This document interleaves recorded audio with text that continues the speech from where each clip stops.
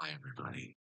Scott Ferguson here again with you to read to you and for you and you alone.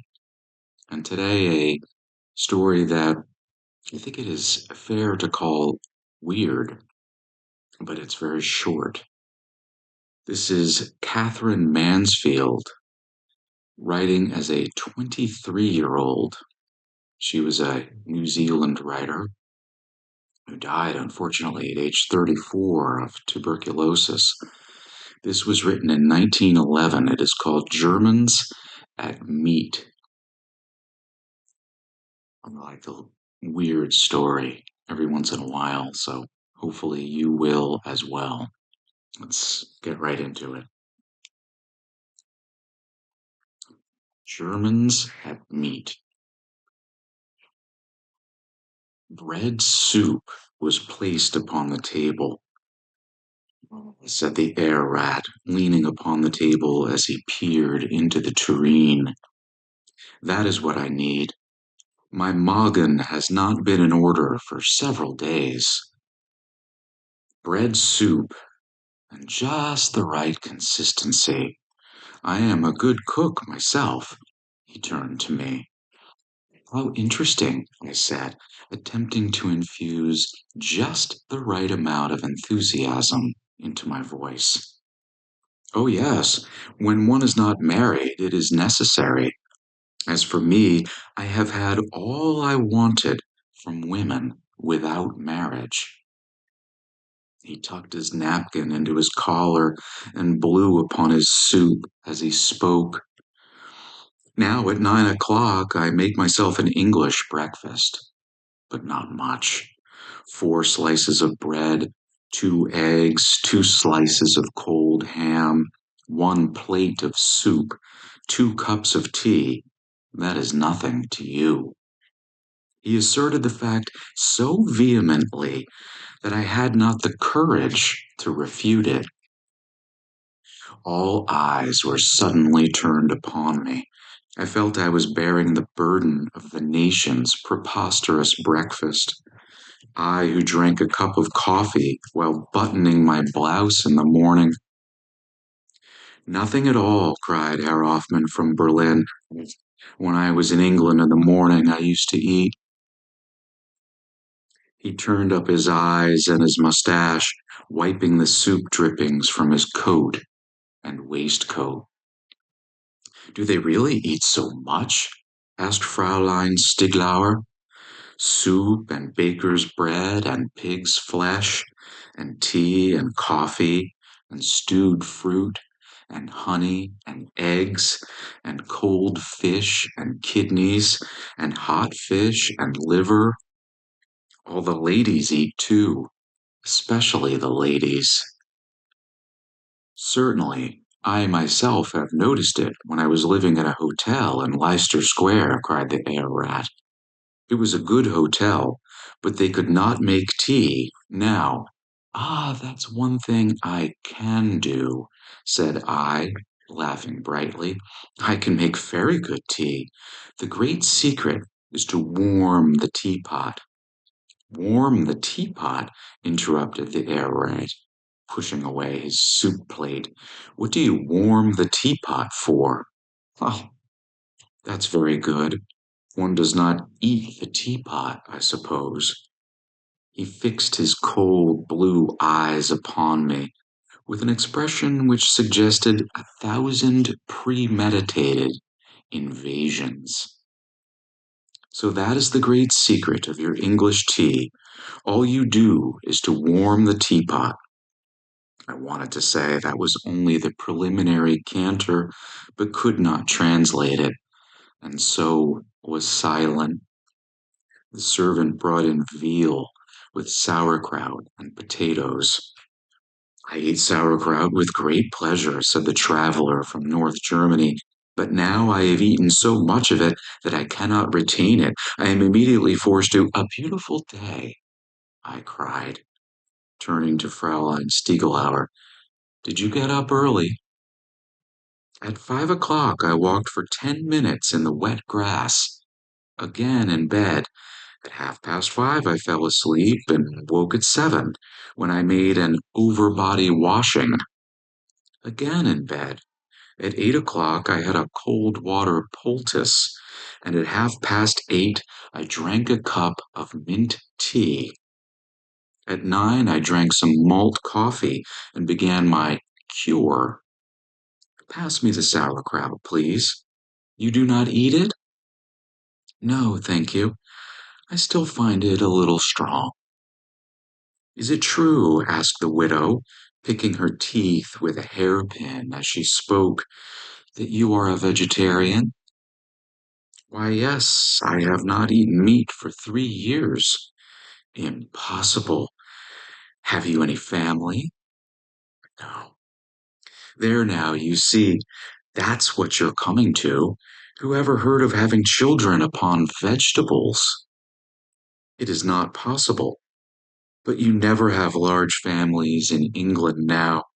I suppose you were too busy with your suffragetting. Now I have had 9 children, and they are all alive, thank God. Fine, healthy babies, though after the first one was born, I had to. How wonderful, I cried.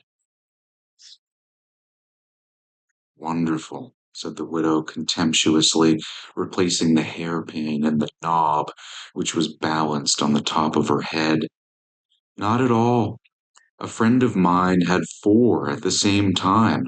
Her husband was so pleased he gave a supper party and had them placed on the table. Of course, she was very proud. Germany, boomed the traveler, biting round a potato which he had speared with his knife, is the home of the family. Followed an appreciative silence.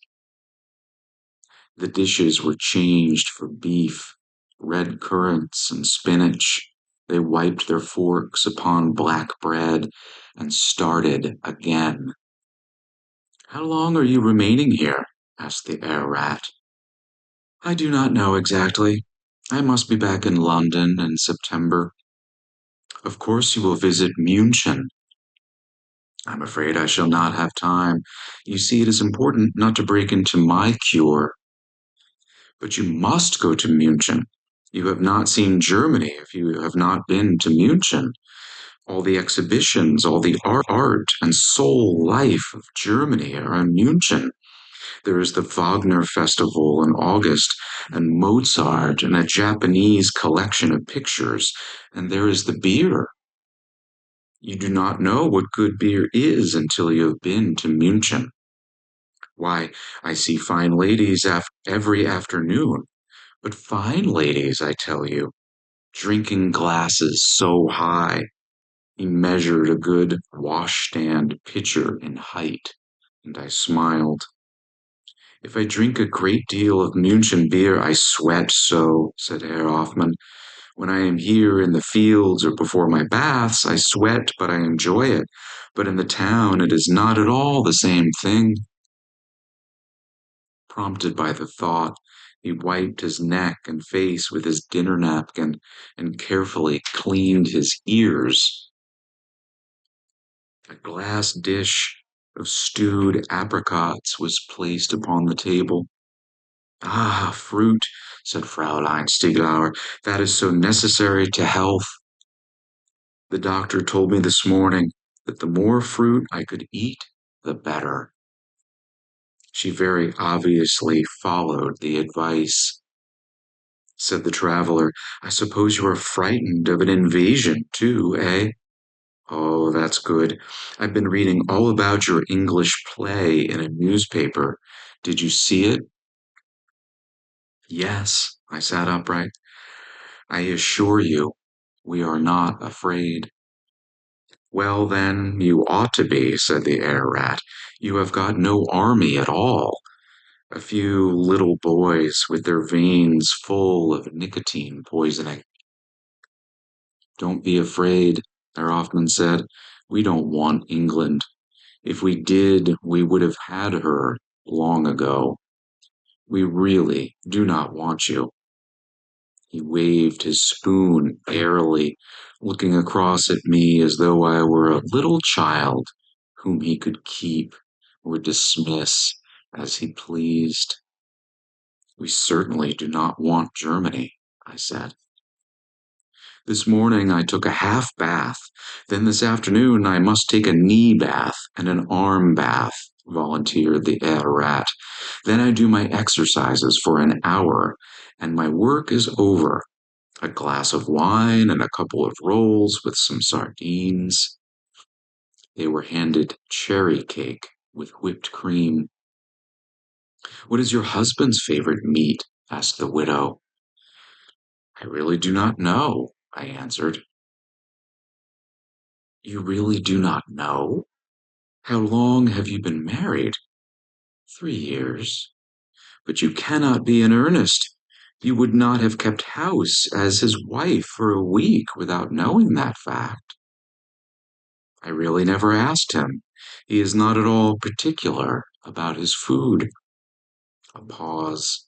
They all looked at me, shaking their heads, their mouths full of cherry stones.